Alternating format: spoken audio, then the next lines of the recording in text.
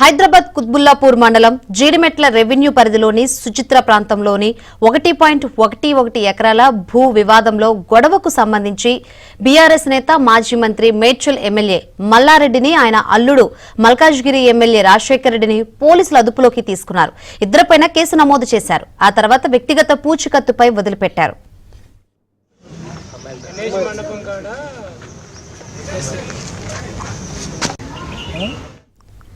Survey number 82-83లోని ఈ భూమి మాది అంటూ శ్రీనివాసరెడ్డి మరో 15 మంది కలిసి శనివారం తెల్లవారుజామున కోర్టు పత్రాలను వెంటబెట్టుకుని వచ్చారు. అక్కడున్న ఆటో షెడ్లు, సీసీ కెమెరాలు తీశారు. ప్రహరీని ఓ వైపు కూల్చేశారు. 1.11 ఎకరాల భూమి పరిధి మేరకు వారంతా రేకులతో ప్రహరీని ఏర్పాటు చేశారు. అందులో టెంట్ వేసుకుని కూర్చున్నారు. విషయం తెలిసి మల్లారెడ్డి, ఆయన అల్లుడు రాజశేఖర్ రెడ్డి, కుమారుడు భద్రారెడ్డి అనుచరులతో కలిసి స్థలం వద్దకొచ్చారు. శ్రీనివాసరెడ్డి ఇతర వ్యక్తులు ఏర్పాటు చేసుకున్న రేకుల ప్రహరీ టెంటును తన అనుచరులతో కలిసి కూల్చివేశారు. ఇరు వర్గాల మధ్య తోపులాటతో ఆ ప్రాంతమంతా యుద్ధ వాతావరణం నెలకొంది.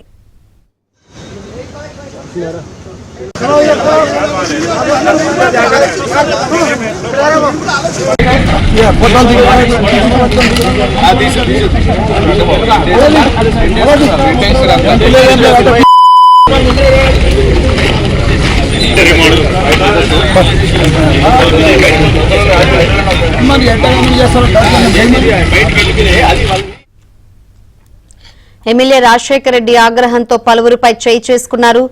షేక్ బహీర్బాద్ ఏసీపీ రాముల ఆధ్వర్యంలో 7 పోలీస్ స్టేషన్ల సీఐలు, ఎస్ఐలు పెద్ద సంఖ్యలో ఘటనా స్థలానికి చేరుకున్నారు. మల్లారెడ్డి, రాజశేఖర్ రెడ్డి, శ్రీనివాసరెడ్డి ఆయన అనుచర వర్గాన్ని పోలీస్ స్టేషన్ కు తరలించారు. కాంగ్రెస్ ప్రభుత్వం అండతోనే శ్రీనివాసరెడ్డి తన అనుచర వర్గంతో వచ్చి ప్రహరీని కూల్చి షెడ్లను నేలమట్టం చేశారని మల్లారెడ్డి మండిపడ్డారు. తాము సుచిత్రలోని సర్వే నెంబర్ 82-83లో అల్లుడు మరి రాజశేఖర్ రెడ్డితో కలిసి 2.20 ఎకరాలను దూల్చంద్ సిల్క్ పరిశ్రమ యాజమాన్యం నుంచి కొన్నామని చెప్పారు.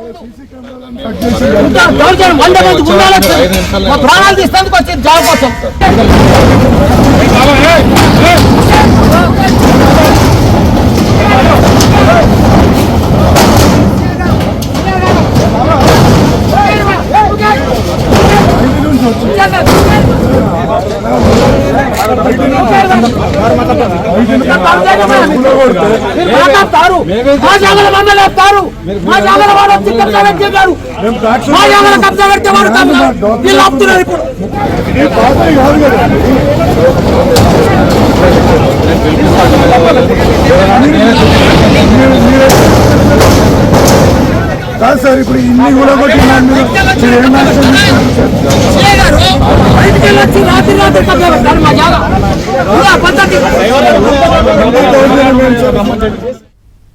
అయితే బీఆర్ఎస్ ప్రభుత్వం ఉన్నప్పుడు తాము భూమి మీదకు పోతే అప్పట్లో మంత్రిగా మల్లారెడ్డి బెదిరించారని, ఇప్పుడు కూడా మల్లారెడ్డి, రాజశేఖర్ రెడ్డి కలిసి తన అనుచరులతో వచ్చి దాడి చేశారని శ్రీనివాసరెడ్డి ఆయన వర్గీయులు ఆరోపించారు. సర్వే నెంబర్ 82లో పట్టాదారుగా ఉన్న సుధామా వద్ద తాము 1.11 ఎకరాల భూమిని కొనుగోలు చేశామని, ఆ భూమిని 15 మంది 400 గజాల చొప్పున రిజిస్ట్రేషన్ చేసుకుని 2016 వరకు పొజిషన్ లో ఉన్నామని తెలిపారు.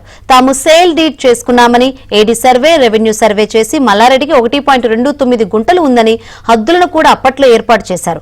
మా హద్దుల్లో మేము బ్లూ షీట్స్ ను ఏర్పాటు చేసుకున్నామని, వాటిని తొలగించారని చెప్పారు. సీఎం, పోలీసులు జోక్యం చేసుకుని తమకు న్యాయం చేయాలని కోరారు.